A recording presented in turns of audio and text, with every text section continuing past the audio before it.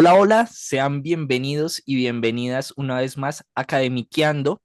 Hoy nos encontramos una vez más para charlar sobre libros, para charlar un poco sobre la academia y sobre temas que competen a nuestras sociedades actuales, a pesar de que muchas veces estemos hablando de un pasado lejano o más o menos reciente, pues bueno, también eso incide en nuestro presente y por eso el día de hoy quiero que hablemos sobre del liberalismo radical a la insurrección, una historia del ejército de Liberación Nacional 1960-1975, un libro que fue publicado el año pasado por la editorial de la Universidad del Rosario y que de verdad yo tenía pendiente, yo tenía una deuda ahí de hacer algo con este libro. Me pareció buenísimo cuando lo vi por primera vez. Lo primero que hice fue abrirlo, mirar el índice, mirar un poquito, ojearlo rápidamente y después cuando me adentré, pues muchísimo más porque creo que a veces nos quedamos con las coyunturas del presente y no entendemos un poco esa historia que nos ayuda también a entender por qué algunos procesos son tan complejos. Y por eso estamos aquí hoy con Juan Camilo Pantoja. Hola, Juan Camilo, ¿qué más? ¿Cómo está? Hola Alex, muy bien, muchas gracias por la invitación. Y pues yo feliz de hablar del libro y de contarles como de qué va para que se interesen en él y a ver si le quieren echar una ojeadita. Bueno, súper, sí. Yo creo que podemos iniciar un poco con un poquito de contexto y es el Frente Nacional, ¿no? Tú tienes una apuesta aquí que es hablar un poco del origen del ELN a partir de, digamos, un antecedente que sería como el JMRL, que serían las Juventudes del Movimiento Revolucionario Liberal. Em, pero pues eso no es muy tratado, es un poco una novedad dentro de la historiografía, pero estamos en el contexto, en principio, del Frente Nacional. Y siento yo, y tú no me dejarás mentir, que tanto en la formación que se tiene en el colegio como muchas veces en la formación superior, hay un mito que impera, ¿no? Y es, el Frente Nacional fue un pacto entre las élites y Partido Conservador, Partido Liberal, y ahí no entró nadie más. Y esto, pues, produjo las guerrillas. Así, una cosa así muy escueta muchas veces, y no es tan así. No es tan así. Tú lo desarrollas muy bien, tanto en el primer capítulo, en ese primer apartado, como en otros apartados. Entonces, quisiera que habláramos un poco del Frente Nacional, de lo que fue, y desmitifiquemos un poquito eso, que sí, no es tan así. También los grupos que se estaban en los márgenes eh, buscaron y encontraron formas de participar políticamente. Claro, no fue gracias a las élites, ¿no? Por supuesto, como pasa acá, pero, pero sí hubo una participación. Quisiera que habláramos de ello. Sí, mira, el libro, digamos, es sobre el ELN, pero pues en realidad, digamos, es como una excusa para también hacer una historia de la construcción del Estado colombiano en el siglo XX. Entonces el Frente Nacional juega digamos, un papel central. Ahí el asunto, digamos, es que en realidad hay como dos relatos sobre el Frente Nacional. Por un lado está el que mencionas, digamos, el que de alguna manera muestra el surgimiento de las guerrillas como una especie de respuesta mecánica a las restricciones del Frente Nacional, que es la llamada leyenda negra que un poco predominó en la década 80, 90.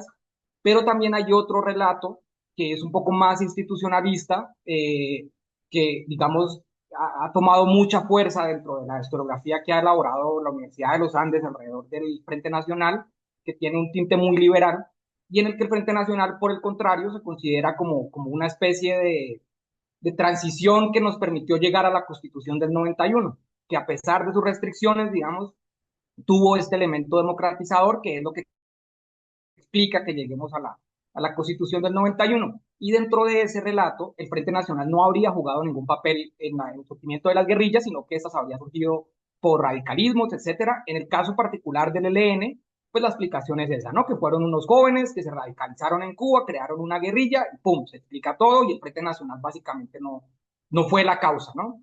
Entonces yo lo que hago en el libro es tratar un poco de salirme de la pregunta de si el Frente Nacional jugó o no un papel importante en el surgimiento de las guerrillas. Y yo más bien la pregunta que propongo es, ¿qué papel jugó? No si fue relevante o no, porque evidentemente las guerrillas surgieron en un contexto histórico en el que estaba vigente el Frente Nacional. Y en el marco de esa pregunta, cuando rastreo, digamos, la historia del Frente Nacional, lo que encuentro, digamos, es que cuando cae Rojas Pinilla, hay un gran consenso en que se debe acabar esa dictadura y en que es necesario, digamos, transitar hacia un régimen más democrático. Eh, ese consenso, digamos, es muy amplio y eso lo demuestra el plebiscito en el que se aprueba, digamos, las bases fundamentales del Frente Nacional. Cuando digo amplio me refiero a que estaba el liberalismo, el conservatismo, fuerzas de izquierda, incluso el Partido Comunista con sus críticas lo consideraba un paso hacia la democratización del país. Y estos jóvenes, digamos, que terminan llegando al ELN en la década de los 60, pues todavía son jóvenes liberales, ellos están alejados del Partido Comunista porque consideran que ese modelo tal cual se está replicando en Europa Oriental, pues no es, digamos, el socialismo que ellos esperan. Y estos jóvenes liberales en un principio apoyan el Frente Nacional porque consideran, digamos, que se está abriendo el país hacia la democracia, pero como bien dicen, muy rápidamente empiezan a percibir que esas promesas que les hicieron de mayor democratización, participación política, entrada de la juventud a la política, pues no se empiezan a cumplir porque en realidad pues es un pacto de élites entre el Partido Liberal y el Partido Conservador. Y dentro del liberalismo eso genera una división, ciertos sectores, digamos, hay un sector de élite que podría ser el de Lleras Camargo, los Lleras Restrepo, etcétera, que son como los dirigentes del partido, y son los que están, digamos, en estas negociaciones con las élites conservadoras. Pero hay otro sector del liberalismo que termina siendo representado por López Michelsen y que toma forma en el movimiento revolucionario liberal, en el MRL, que considera que ellos también tendrían, digamos, derecho a participar en esa ampliación política y terminan confluyendo con otros sectores de izquierda que también están excluidos de la participación política, los comunistas, otros sectores de izquierda, digamos, que se hacen llamar de liberalismo popular, etcétera, ¿no? Y justamente el MRL surge, digamos, con esta crítica a lo que ellos consideran la desviación del Frente Nacional, porque en lugar de ser ampliación democrática, pues termina siendo este pacto entre élites que termina excluyendo a otros sectores políticos. Y por eso el MRL aprovecha una de las cláusulas, digamos, que estaba dentro del Frente Nacional, que decía que dentro de los partidos podían haber facciones, podían presentarse listas disidentes. Entonces el MRL, en tanto una disidencia liberal, presenta sus propias listas y mediante esas listas empiezan a presentar actores que en teoría estaban excluidos, como el Partido Comunista y como otros sectores, que logran presentar sus candidatos a través de esas listas. Ahí, digamos, viene este punto que estabas planteando. Efectivamente hay participación de otros actores políticos dentro del Frente Nacional, pero no es, digamos, porque las élites lo quieran, al contrario, digamos, había un claro tinte restrictivo, pero estos sectores, digamos, tratan de meterse en ese juego político. Lo que va a terminar pasando, digamos, es que dentro del MRL se forma esta organización juvenil, las JMRL, que son más radicales, digamos, que López Michel y que los demás, están mucho más cercanos a la revolución cubana, la ven como un gran ejemplo, les parece que es ese tipo de socialismo latinoamericanista, humanista, que puede funcionar en Colombia, y en un principio dentro del MRL le apuestan la vía electoral, pero esos primeros años del Frente Nacional son muy difíciles. Hay, digamos, más allá de las restricciones formales dentro del andamiaje político del Frente Nacional, también hay una campaña muy fuerte de acusarlos, pues digamos, es el contexto de la Guerra Fría, ¿no? Entonces, acusarlos, digamos, de ser la punta de lanza del comunismo internacional, una especie de agentes cubanos que a su vez responden a la Unión Soviética, en fin, es un contexto muy difícil. Y es en ese contexto de las dificultades que empiezan a experimentar estos jóvenes liberales pero revolucionarios que empiezan a evolucionar hacia posiciones más radicales. Primero, el abstencionismo político y eventualmente parte de las JMRL le va a empezar a apostar a la lucha armada como la única forma, digamos, de romper esa tenaza de las élites sobre el Frente Nacional. Esa es un poco, digamos, como el por qué es importante tener en cuenta el Frente Nacional, porque el discurso político con el que surgen las JMRL y el ELN está directamente relacionado con las críticas a las restricciones políticas del Frente Nacional. Entonces, digamos, no se trata de decir pues que el Frente Nacional creó las guerrillas y demás, ¿no? Pero evidentemente, sí, en el contexto de la Guerra Fría, en el contexto del impulso revolucionario de la Revolución Cubana, etcétera, las restricciones al Frente Nacional sí fueron, digamos, como un referente muy importante para que las JMRL empezaran a radicalizarse dentro de su discurso político. Em, me daba risa un momento porque esto que vemos, esta estigmatización hacia los movimientos estudiantiles, hacia los movimientos juveniles y otros sectores también de izquierda, pues también lo seguimos viendo hoy en día, con otras formas, con otros tintes y en otros contextos, pero sigue apareciendo. Y en eso pienso también con este movimiento de la nueva izquierda que se venía dando y que tenía mucho, pues venía un poco con el ideal de la revolución cubana, con las ideas de allí, muchos estudiaban allí y también se habían formado allí. Eh, y nace el JMRL que como tú lo decías, no en un principio no venía con esa radicalización y con la idea de la toma de armas, sino con una participación política por vías partidistas, digámoslo así, y electorales. Sin embargo, esto cambia. Quiero que hablemos de ello. Primero, ¿quiénes eran los integrantes del JMRL?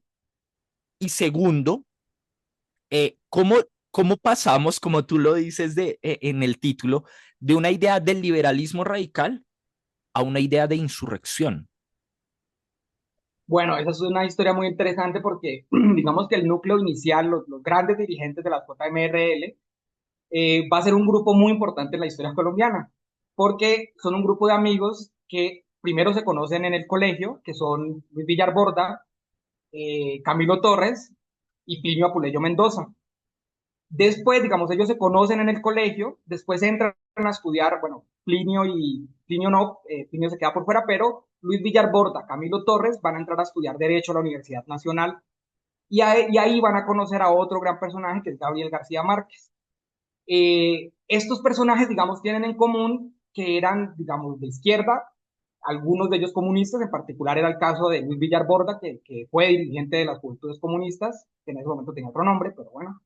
Y digamos que ellos viajan a Europa, que tienen muchas experiencias y se desencantan mucho del comunismo, del socialismo realmente existente, porque logran ver, digamos, que pues ese sueño de libertad al menos no se ve en estos países, digamos, de Europa en donde se ha impuesto el comunismo, pero no dejan de ser de izquierda. Y eso es un fenómeno generalizado, digamos, en el mundo, el descontento con el comunismo tipo Stalin, digamos. Eh, y en medio de ese descontento es que surge primero, pues digamos, hay un proceso de cambio político en Venezuela, después sigue Colombia y después sigue la Revolución Cubana. La Revolución Cubana se caracteriza por su radicalidad. Lo importante aquí es que estos jóvenes, Camilo Torres no tanto porque él está en Europa y está como en otras luchas por allá contra el colonialismo francés, pero Plinio, Gabriel García Márquez y Villar Borda sí ven, digamos, que la revolución cubana sí puede ser un referente del tipo de socialismo humanista que ellos quisieran ver en América Latina. Eh, lo que pasa, digamos, es que en su descontento con el comunismo, ellos un poco regresan al liberalismo, Camilo, en particular Plinio y Villarborda vienen de familias muy liberales. Plinio, el papá de Plinio, pues era, digamos, muy cercano a Jorge Eliezer Gaitán, estaba con él el día que mataron a Jorge Eliezer Gaitán. Entonces venían de un sector como del liberalismo popular. Y Plinio y Luis Villarborda un poco regresan al liberalismo, pero un liberalismo radical, un liberalismo en Colombia, digamos, el liberalismo siempre ha estado dividido como en esas dos alas, ¿no? Que ahorita en la actualidad podríamos decir que es un poco el representado por César Gaviria y estas cosas como neoliberales, y otro sector más de izquierda o más social, digamos que para mí la representante de eso siempre fue Piedad Córdoba. Digamos que en el pasado existía esa misma división, ¿no? Un liberalismo popular y un liberalismo de élite. Estos jóvenes regresan y dicen, no, nosotros vamos a retomar ese liberalismo popular y radical que está representado en la historia por, digamos, Rafael Uribe Uribe, y en fin. Y ellos, Cuando se crea el MRL, crean estas juventudes con la idea de captar a todos estos jóvenes liberales que no se sentían atraídos por el comunismo, sino que se sentían liberales, y organizarlos y hacer un grupo político con ellos. Estos, digamos, las JMRL se crean en febrero de 1960 y digamos que en sus inicios logran captar estudiantes de la Universidad Externado, de otras universidades, de la Libre sobre todo, que era donde estaba Luis Villar Borda, algunos de la Nacional, etcétera, y logran tener un gran peso político. Organizan eventos, le hacen campaña a López Michelsen, etcétera. E incluso, digamos, terminan participando en las listas para participar en las elecciones. Les va muy mal, entre otras cosas, pues porque no tenían arrastre y pues por las restricciones también propias del Frente Nacional.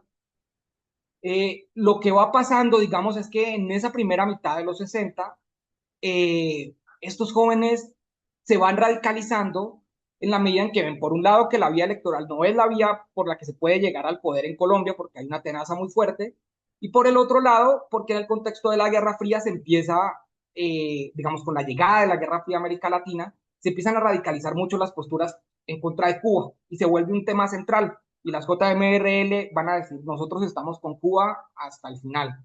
Y en ese contexto, digamos, estos jóvenes empiezan a tomar cada vez más distancia del MRL y de López Michelsen. Eh, Eventualmente, digamos, también van a empezar a tener contacto con la literatura maoísta, que era, digamos, la que dentro del espectro comunista, los maoístas se separan, son los jóvenes que estaban dentro del partido, pero se separan del partido porque consideran que es muy pacifista, que es muy pasivo, que no llama a la revolución, sino a esta vía electoral, etcétera. Y estos jóvenes maoístas se separan y se van más bien por la línea ML, la marxista-leninista, digamos que sí va por la vía de la lucha armada.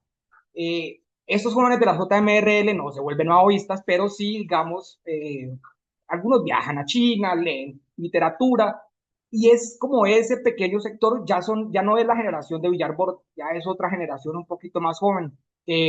Por cierto, hay que decirlo, entre ellos hay personajes muy interesantes como Marco Palacio, digamos que era dirigente de la JMRL y que es de los que termina en un principio, digamos, acercándose a China, y esa generación, digamos, ya empieza a dar el paso de decir, no, miren, la vía electoral no es. Y en eso se encuentran con otros sectores de nueva izquierda, porque no eran solamente las JMRL las que habían surgido. Ya para ese momento existía el MOEC, que el MOEC también había surgido en contra de todos los partidos tradicionales, y en eso se caracteriza por ser de nueva izquierda, porque se oponía no solamente al Partido Liberal y al Conservador, sino también al Partido Comunista por esto mismo, porque les parecía que era muy pasivo. Eh, y entonces, digamos, dentro de el MOEC muy rápidamente se lanza a la lucha armada, fracasa estrondosamente, y a diferencia de ellos, en las JMRL el tránsito es mucho más lento, pero hay entonces un proceso más largo de preparación política. Y aquí un dato importante, digamos, que tiene que ver con lo del ELN, es que un líder principal de las JMRL era Manuel Vázquez Castaño, y él era un estudiante de la Universidad Libre, estuvo, digamos, estuvo de Europa, estuvo en Cuba, en fin, y él le consigue una beca a su hermano, Fabio Vázquez Castaño, para que vaya a estudiar a Cuba. En ese viaje, que está relatado en el libro, que fue bastante, fue toda una noticia, ¿no? En este viaje de los jóvenes a Cuba, pues iban otros jóvenes, no solamente de la JMRL, también iban del Partido Comunista, iban, en fin. El asunto es que eso es en 1962 y a ellos les toca la famosa crisis de los misiles. El gobierno cubano les dice, miren, ustedes tenemos que sacarlos de la isla porque aquí se va a armar la guerra y esto, ¿no? Y varios jóvenes colombianos dicen, no, nosotros nos quedamos a defender la revolución cubana, ustedes dennos entrenamiento y nosotros eh, aquí nos paramos con las armas contra el imperialismo.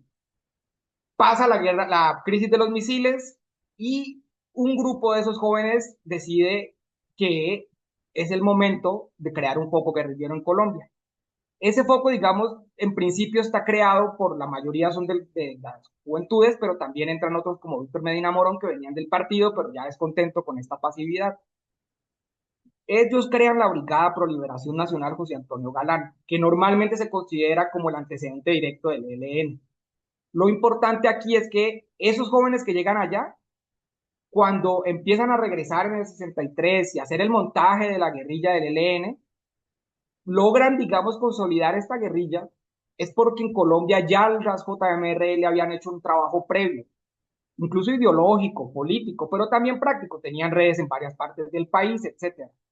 Y el otro plus que tienen este núcleo de la brigada es que Fabio Vázquez Castaño elige como donde se va a instalar el foco, va a ser en San Vicente de Chucurí, en Santander, en una zona con una tradición larguísima de socialismo y de liberalismo radical.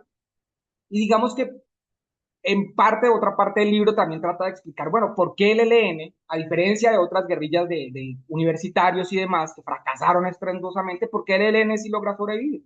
Y bueno, lo logra justamente porque tiene, digamos, no son solamente estos 7 jóvenes de la brigada, sino que encuentran, digamos, ya las redes que ha creado las JMRL, pero también logran articularse hasta luchas de los campesinos en San Vicente de Chucurí, muchos de ellos ya con experiencia guerrillera en las guerrillas liberales de Rangel, y además de eso, digamos, logran entroncar con una parte del movimiento estudiantil que estaba particularmente radicalizado y que el ejemplo, digamos, de eso, pues va a ser Jaime Arenas, que va a ser otro de los grandes dirigentes del ELN.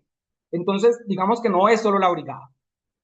El ELN surge alrededor de la brigada, pero la brigada logra hacer confluir a sectores campesinos, a también sectores sindicalistas, porque estaba, digamos, la USO en Barranca, sector estudiantil y este sector político de las JMRL. Y digamos que cada uno con sus aportes es lo que logra explicar que el ELN logre sobrevivir esos primeros años de guerra que son tan difíciles y que en el caso de las otras guerrillas pues fue el momento en el que básicamente desaparecieron. Y por eso cuando el ELN hace su primera aparición pública, el 7 de enero del 65 en Simacota, los informes, digamos, de Estados Unidos, de la Embajada de Estados Unidos, es que el gobierno tiene que aplastar rápidamente ese núcleo, porque evidentemente son una guerrilla mucho más profesional que las que han surgido en los años anteriores. Y bueno, digamos, en resumen, digamos, ese es un poco el proceso de cómo van pasando de la participación electoral al abstencionismo a finalmente apostarle a la lucha armada siguiendo el modelo cubano, que es el foquista. Gran parte del libro se concentra precisamente en esa primera etapa del ELN al mando de Fabio Vázquez, ¿no? Y algo que tú encuentras y que coincide con muchas de las fuentes que consultaste es que hay una suerte de autoritarismo dentro del ELN en esta primera etapa. Pero también, eso es por un lado, ¿no? Pero por el otro lado, y ligándolo un poco a la idea que vienes, que desarrollas desde el inicio sobre el Estado y el ELN, el Frente Nacional, y la conformación del Estado un poco, y el papel que juega el Estado, es que en estos primeros años, bueno, está Guillermo León Valencia, está Lleras también como presidentes, y el Estado es reaccionario frente a la confrontación armada que empieza a realizar el ELN, ¿no? Y se vuelve antidemocrático y tiene unas prácticas antidemocráticas, estados de sitio, hay una militarización, tú lo dices así puntualmente, militarización de la justicia, y esto desarrolla también otras formas de Estado. Hablemos, por un lado, de esa primera etapa del ELN y cómo era al mando de Fabio Vázquez, y por el otro lado, la reacción del Estado y la conformación del mismo, la construcción del mismo a partir de estas formas de lucha que entabló el ELN en su primera etapa. Bueno, sobre el primer punto hay que mencionar, digamos, que Fabio Vázquez Castaño, cuando llega a Cuba en 1962, no tenía como militancia política conocida, no era famoso, no era...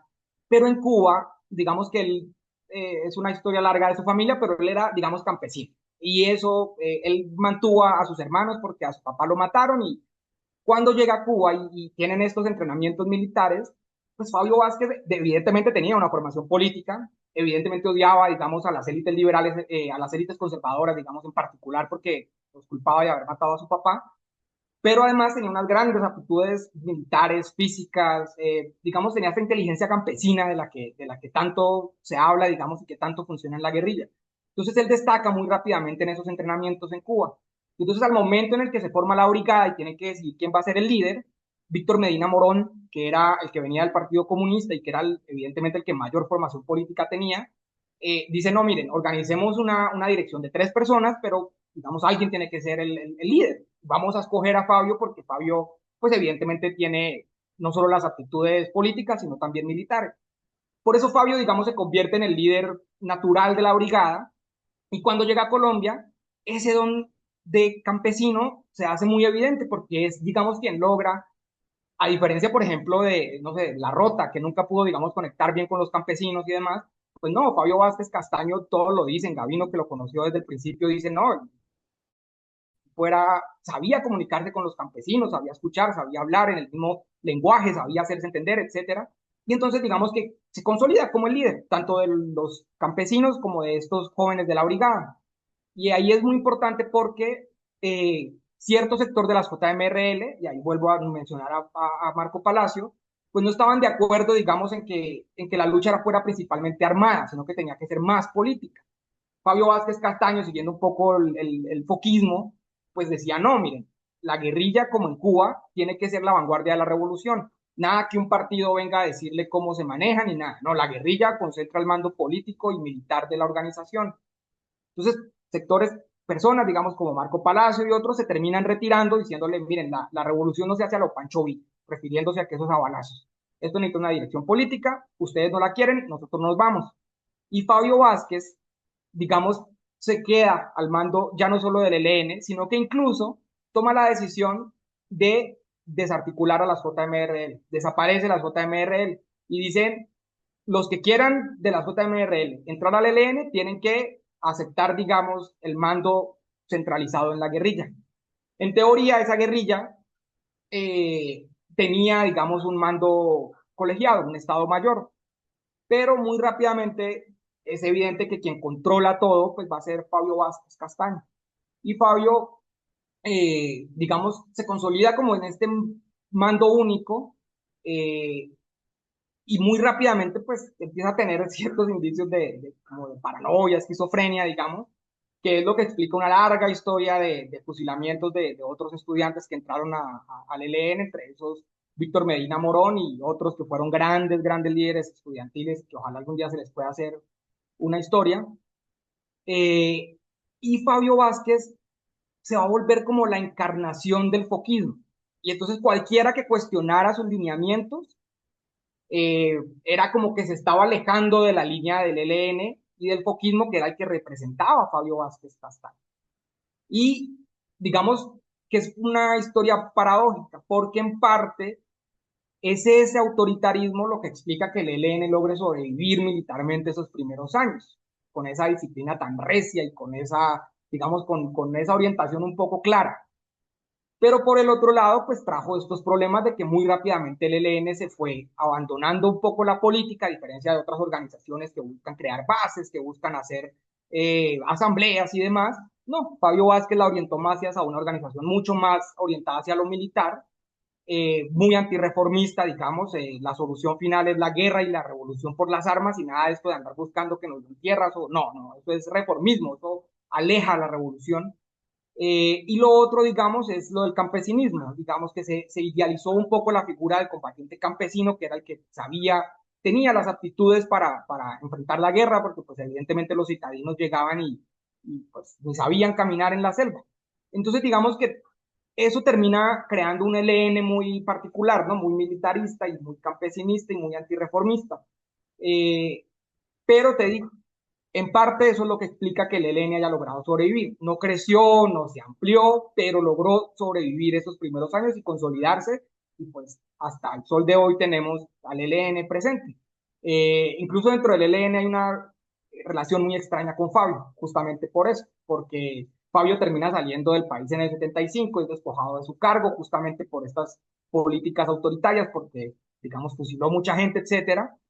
Entonces no es reivindicado como uno de los grandes líderes históricos del ELN, pero pues muchos reconocen que efectivamente sin él, pues el ELN no habría logrado sobrevivir esos primeros años tan difíciles. Ahora, sobre el segundo punto, efectivamente, ya por un lado, digamos, hablamos de cómo el ELN en buena medida surge en contraste con el Frente Nacional. Pero yo también quería mostrar en el libro cómo el Frente Nacional también, digamos, fue moldeado por la aparición del ELN y de otras guerrillas. Entonces lo que muestro, digamos, es que el aparato contrainsurgente colombiano a inicios de los 60 pues era bastante débil. Y es, digamos, ya habían, digamos, estaba lo del bloque sur, habían ciertos, el MOEC, etcétera, habían como ciertos indicios de guerrilla que habían llevado a que Lleras Camargo empezara a buscar una relación más cercana con Estados Unidos para que le ayudaran a combatir ese enemigo interno. Justo son los años, digamos, en los que se pasa esta concepción en la que América Latina, digamos, debe eh, protegerse de una invasión soviética o algo así, y se pasa esta idea del enemigo interno, que son estas guerrillas que probablemente, digamos, puedan tomarse el poder e implantar el comunismo, etcétera, ¿no?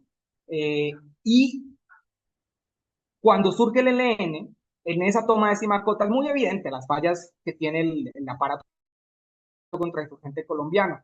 Los militares llegan tarde, no les dan aviso, hay un desorden para poder detenerlos. Al final, esto justamente, digamos, por eso el ELN logra hacer un ataque en un lugar y irse a otro. Y entonces te digo, Estados Unidos empieza muy rápidamente a decirles, miren, tenemos que hacer algo porque esto se nos puede convertir en un problema. Esto para decir que no es que Estados Unidos nos imponga esta política contrainsurgente. Ya habían unas élites que también estaban buscando esa reorientación. Eh, Eso tomó forma, digamos, sin fin de colaboraciones, etcétera, pero una cosa muy importante es que el Estado colombiano, digamos, Guillermo León Valencia, empieza a hacer el uso del estado de sitio. El estado de sitio, el primero que se decreta no es por las guerrillas, es por una movilización estudiantil por contra de la invasión en República Dominicana, pero ese estado de sitio, digamos, abre lo que va a ser la historia del Frente Nacional en esos siguientes años, que va a ser que supuestamente es un régimen democrático, pero que en realidad se la va a pasar mayor parte del tiempo en un estado de sitio que básicamente niega esas garantías que supuestamente tiene un estado de derecho. Y una de las cosas que permite ese estado de sitio, pues es el uso de figuras un poco complejas como el juzgamiento de civiles por parte de militares o el uso del famoso artículo 28 que permitía que el gobierno eh, detuviera personas sin orden judicial. Entonces, estas medidas, digamos, evidentemente se fortalecen con la aparición del ELN, se usan para combatir al ELN, pero no solamente al ELN, sino que también son usadas para reprimir a otros actores políticos de oposición que no estaban armados, pero digamos que aprovechando la amplitud de las prerrogativas que daba el estado de sitio y el consejo, los consejos verbales de guerra y demás, pues también se usaron para reprimir a esos otros sectores. Entonces, un poco lo que yo muestro en el libro, en los diversos consejos de guerra que se le hicieron al ELN, algunos de ellos espectaculares, con cientos de acusados y demás, etcétera, resultaban siendo un fracaso porque al final, como eran tan ilegales, digamos, y permitían tantas arbitrariedades, aquí, por ejemplo, recomendaría mucho el libro de Sebastián Incapié, que es sobre justamente esto de los consejos verbales de guerra. Como permitían tantas cosas ilegales, pues al final se terminaban cayendo y la gente salía libre. Entonces, el asunto, digamos, aquí lo importante es que en esa lucha contra el ELN, en esa creación de ese aparato contrainsurgente, el Estado colombiano empieza a recurrir a estas prácticas antidemocráticas. Y entonces no logran derrotar al ELN, ni tampoco logran derrotar a otras guerrillas, como bien lo sabemos. Son ineficientes en ese sentido. Pero sí cumplen un papel muy importante en el sentido de que terminan reforzando esta idea del Frente Nacional como un régimen restrictivo, como un régimen excluyente, como un régimen represivo.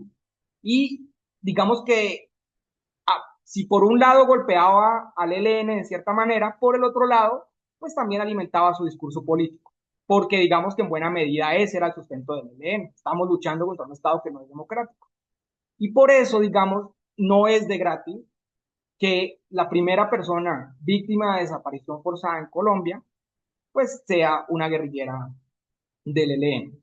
Y eso, digamos, ya es después de que el ELN ha pasado, eso ya es con Turbay, ¿no? Después de que el ELN ha pasado sus peores crisis y demás, eh, y el ELN está muy pequeño, el Estado colombiano sigue recurriendo a estas prácticas para tratar de acabarlos. pero no solo no logra acabarlo, sino que más bien, digamos, termina reforzando esta imagen de que, digamos, se dice democrático, pero pues en la práctica no lo es. Siempre está en estado de sitio y recurre a prácticas que no son propiamente democráticas. Y si en la década de los 80 y los 90 la llamada leyenda negra del Frente Nacional fue tan fuerte, pues fue justamente por esas prácticas a las que recurrió el Estado colombiano para combatir no solo las guerrillas, sino también a otros sectores de oposición que buscaban hacerlo desde la legalidad. Sí, no, y prácticas que después se siguieron usando, perpetuando el Estatuto de Seguridad Conturbada y bueno, ya entrados el siglo XX, la política de seguridad del gobierno de Uribe, ¿no? Pero bueno, yo quiero cerrar nuestra conversación con el presente. Me voy a salir un poquito de la periodicidad del libro, pero me parece importantísimo, porque, y de hecho, eh, creo que tú y el prólogo también inician mencionando un poco el presente y la coyuntura que estamos en negociaciones de paz, de una mesa de diálogo en La Habana, que pareciera no tener avances o muy pocos avances. Y uno de los cuestionamientos precisamente se le hace a alias Gavino, que es quien toma el mando del ELN después de la salida de Fabio Vázquez en el 74-75 eh, y desde ese entonces todavía sigue estando allí. Y una de las cosas que se le dice es, ¿realmente usted tiene vocería, usted tiene mando a partir de la estructura que tomó el ELN después de esta primera etapa de Fabio Vázquez, ¿no? Que es una estructura un poco federada, de un mando descentralizado y que es quizás una de las razones, de las múltiples razones por las cuales es tan difícil negociar no solamente hoy en día con este gobierno, sino en otros procesos de paz anteriores, ¿no? Porque han habido muchos, muchos diálogos, muchas propuestas con el ELN que no se han llegado a materializar. Y entonces pienso yo también en lo que tú decías de Marco Palacios y de otros sectores que en su momento dijeron, oiga, la lucha armada no nos va a llevar a ningún camino y deberíamos continuar en otro tipo de lucha, pero pues el ELN se negó.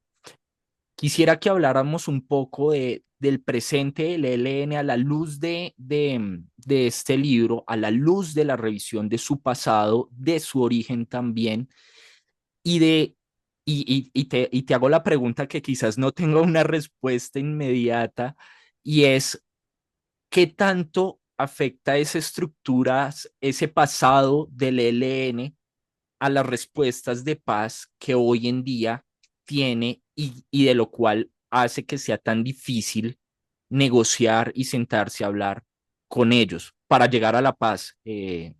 Sí, esa sería la pregunta de cierre, Camilo. Bueno, entonces, eh, digamos que yo ahí daría dos respuestas. La primera la desarrollo más en el libro, que efectivamente tiene que ver con, digamos que la salida de Fabio se da un poco porque ya ese modelo que él había impuesto, autoritario, militarista, campesinista, te digo, si bien les ayudó a sobrevivir esos primeros años, ya para mediados de los 70 se estaba agotando ese modelo y eso era muy evidente por la crisis que estaba pasando la organización y que pues yo lo explico ahí en el libro, digamos, deriva en el fracaso de Anorí, en la muerte de los hermanos de Fabio, etcétera. Y entonces, digamos, la organización, Fabio sale, se va a Cuba a hacer su tratamiento médico y como que eso da un respiro para que los integrantes del ELN que estaban acá en Colombia, pues empiezan a discutir que ese mando pues ya no es, ¿no? Y esto de andar fusilando compañeros no es, y en fin. Entonces terminan decidiendo, haciendo una mini asamblea y decidiendo que van a sacar a Fabio Vázquez de la organización. Gavino es el encargado de ir a Cuba a decirle que ya no hace parte más de la dirección, en principio. Después lo terminan sacando, pero en principio es eso, que ya no va a ser el comandante. Eh, y el ELN empieza un proceso de reorganización que efectivamente tiene muchísimo que ver con este pasado autoritario y centralizado. Entonces dicen, no, vamos a crear un ELN distinto, federalizado, bueno, no así, pues, pero digamos más democrático, más horizontal. Y que es lo que va a derivar, digamos, en este ELN que conocemos ahora, que es muy federalizado, digamos, digamos, el ELN siempre ha tenido esta fama dentro de las organizaciones guerrilleras en Colombia de que nadie entiende cómo funcionan sus estructuras de mando, es un desorden, y digamos que eso permite cierta libertad de acción por parte de los bloques que tiene y de los frentes. Y evidentemente, digamos, eso se ha trabajado mucho, dificulta mucho el poder negociar la paz, porque a diferencia de las FARC, digamos, en donde un secretariado tomaba las decisiones y de ahí para abajo se acataban, pues no, en el ELN eso toca sentarse a consensuar y demás, y se toman las decisiones, pero después cualquier frente puede decir que no. Y digamos que eso por un lado dificulta la negociación, porque evidentemente hay sectores que están más hacia que firmemos la paz y otros hacia que no firmemos la paz, y entonces hay como, digamos, divisiones que no permiten avanzar. Y otro elemento importante ahí es que en el 79, cuando el ELN estaba en esta crisis, se crea un frente, el Domingo Laín, en Arauca. Y ese frente va a ser muy importante para el ELN, porque va a tomar mucha fuerza y evidentemente hoy lo sabemos, pues digamos, es la parte de la organización que prácticamente financia a las demás, y, en fin, y pues que al parecer son los que están menos a favor de firmar la paz. Entonces, por un lado, digamos, está eso, ¿no? El fortalecimiento de esta organización, de esta parte de la organización, dentro de este esquema federal que le permite un poco ponerle freno a estos posibles avances de paz. Pero después de terminar el libro, yo, escuchando a los comandantes del ELN, dije, bueno, pero esto sí tiene que ver con los orígenes del ELN. Porque cuando el ELN surge, una de las particularidades del ELN, en comparación con el Partido Comunista y con otras organizaciones, incluso con el Partido Comunista marxista-leninista, es que ellos decían, la lucha aquí es hasta el final, ¿no? Liberación o muerte, ni un paso atrás. Y esto es hasta que hagamos la revolución. Y por eso, digamos, al principio les decían, creo que hasta algunos todavía les dicen los tercos, porque ellos decían nada de andar con reformismos, nada de andar buscando que nos den tierras, nada de andar buscando que aumentos salariales, no, eso es reformismo y eso aleja a las masas de la solución definitiva, digamos, del objetivo estratégico del ELN, que es hacer la revolución por las armas.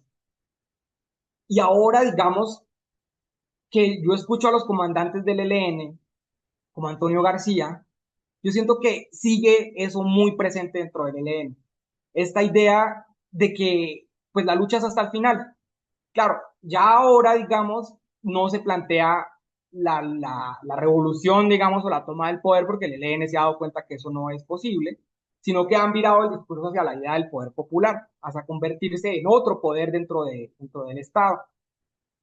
Y en esa perspectiva, digamos, pues es muy difícil pensar qué les puede ofrecer un proceso de paz, porque evidentemente no, digamos, ya vieron lo que pasó con las FARC y ellos saben, o bueno, no sé si lo saben, pero supongo yo que asumen, digamos, que no van a tener el mismo poder político que tienen ahora que tienen las armas. Eso es, digamos, un poco claro.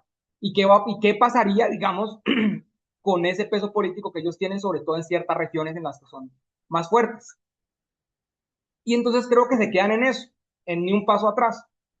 Y finalmente, pues yo en este momento, yo no le veo perspectivas a ese proceso de paz, porque siento que, digamos, por un lado es esta estructura federada que impide, digamos, avanzar en pasos concretos, pero por el otro, porque siento que la postura del ELN es no podemos claudicar frente a estos reformismos, sino que ahora pues van a seguir existiendo como esta especie de, pues bajo este esquema de poder popular, que no sé cuándo terminaría o cómo podría, digamos, enmarcarse dentro de este proceso de paz.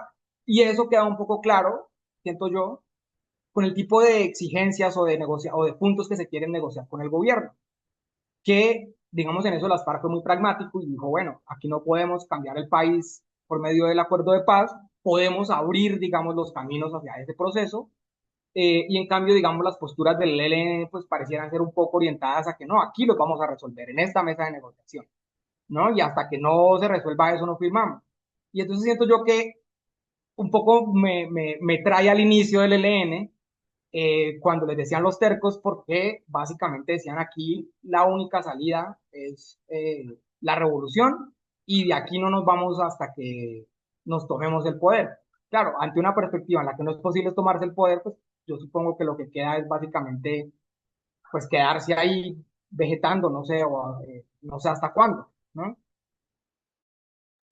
Pues Camilo, muchas gracias por haber charlado aquí en Academiqueando. Yo creo que es fundamental conocer no solamente la historia del país, que pues eso es obvio, sino la historia de este tipo de movimientos, grupos armados y demás, que nos llevan a pensar un poco en cómo también nuestros propios procesos de paz se pueden desarrollar y si hay salidas inmediatas o no. eh, que eso yo cada vez que escucho alguna entrevista o algo, yo creo que vuelvo y pienso en cómo hacer para que esto avance. Y creo que algo importante es que tanto el libro como nuestra charla no se centró en esos puntos comunes en los que se suele abordar el ELN, ¿no? Entonces, para hablar del ELN hablamos de Camilo Torres. Para hablar, sí, no, creo que eso es algo fundamental, algo vital, que nos saca de esos puntos comunes, quizás de esas visiones que en el ardor popular circulan un poco más hoy en día, pero que nos desvían a comprensiones mucho más complejas del pasado y de la configuración e información de nuestro Estado-nación. Camilo, de nuevo, muchas gracias. Gracias por estar aquí y bueno, y esperamos volver a tenerte aquí próximamente. ¿Se viene algo próximamente? ¿Hay algún libro por ahí? O... No, justo acaba de salir un artículo Ajá. es sobre una masacre que hubo acá en México, en el estado de Guerrero, de los copreros, que son los que hacen este aceite de coco y demás, Ujú. y que pues básicamente va un poco como por la misma línea de este libro, ¿no? Que es mostrar cómo estos actores en los márgenes, a pesar de ser pequeños actores y a pesar de parecer no tener mucha incidencia, pues terminan incidiendo en cómo toma forma el Estado, porque pues el Estado, incluso el mexicano que era tan fuerte, por ciertas cosas, le resisten, terminan ocurriendo este tipo de masacres y al final eso obliga a que el Estado tenga que tomar, digamos, reformarse un poquito y tomar parte de las exigencias que les asignan, etcétera. Y entonces un poco va como por esta línea que yo quiero trabajar mucho, ¿no? Y es mostrar que no es solamente las élites las que terminan dándole forma al Estado, sino que estos actores en los márgenes, con sus intentos y con sus cosas, también terminan incidiendo en la forma que toma el Estado colombiano. Yo por eso, digamos, un poco la idea de este libro, yo lo digo, es democratizar la historia política colombiana, mostrando que el Estado lo hicimos muchos y no solamente, claro, yo aquí me centro en el ELN, pero digamos, yo siempre insisto mucho, no, se pueden analizar cómo muchos otros actores también incidieron en la forma que tomó el Estado, poniéndole límites al poder de las élites, en fin, eso es como un poco Y eso, el y eso aplica para el presente, para las reformas, para pensar los cambios de gobierno. No solamente es una cuestión de las élites y de los políticos y de los apellidos de siempre, como se dice, sino que también es la gente saliendo, votando, etcétera. A partir de los mecanismos que tengan a la mano, buscando la forma de incidir en la conformación del Estado desde lo local, desde lo municipal, desde lo departamental hasta lo nacional. Pero bueno, no. Camilo, ¿dónde podemos ver ese artículo? ¿Está en acceso abierto? ¿Cómo lo podemos consultar? está en la revista interdisciplinaria del INA, que es el Instituto Nacional de Antropología e Historia, Ujú. pero sí es libre, es acceso libre, y ya te comparto el enlace y sí es, digamos, yo feliz porque sí, justo esto que dices, ¿no? La idea es mostrar eso, ¿no? Que todos podemos incidir y que aun cuando hay poca esperanza y pareciera que lo que uno hace no sirve o es poco, siempre, digamos, hay la posibilidad de que eso, digamos, al menos cambie las cosas un poco, ¿no? Súper. Vamos a dejar el enlace en nuestra descripción. Hoy estuvimos con Camilo Pantoja hablando del liberalismo radical a la insurrección, una historia del Ejército de Liberación Nacional 1960-1975, un libro publicado por la editorial de la Universidad del Rosario. A ustedes que nos escucharon, que siguen atentos academiqueando, les invito a que sigan visitando nuestro canal, visitando nuestras redes sociales y conociendo mucho más de todos los libros, de todas las entrevistas y de todo el contenido que les traemos para ustedes. Espero que se encuentren muy bien y nos escuchamos y nos vemos en una próxima ocasión. Hasta pronto.